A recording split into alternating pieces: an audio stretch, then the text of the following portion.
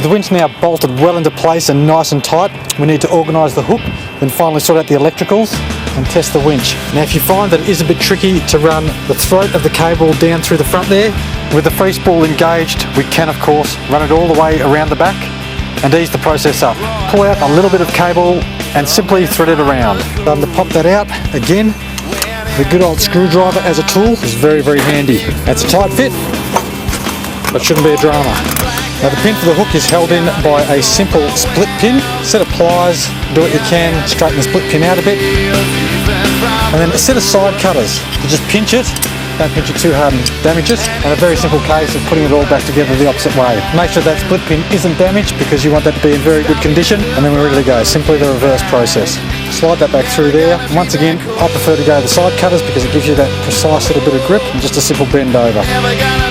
And it's not a point of that being bent over in a tight fashion to hold the pin. It's more so a point of bending it over so the sharp points aren't sticking out to damage people.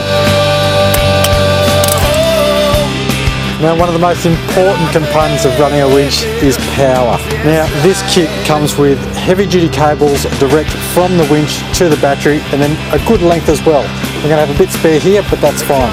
One of the important things I would like to mention though is the earth. Now a lot of people think that the winch is bolted to the bull bar is bolted to the chassis, and that should be enough, but it's not. There is so much rust in between all of those bolts and connections that you really don't have a good enough earth.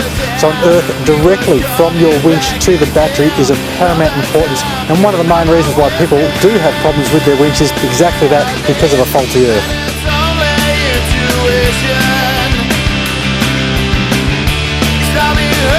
And remember that when you are playing with electricals in vehicles, they are live, so do be careful. Damn it, I always forget that.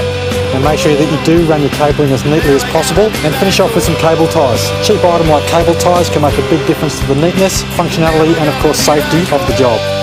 And of course the final test is to make sure that the winch works. Beautiful, so obviously the winch works. The final thing though is to clean up the job, finish off, pack away all the tools, and there's one more thing we need to do before this winch is ready to go.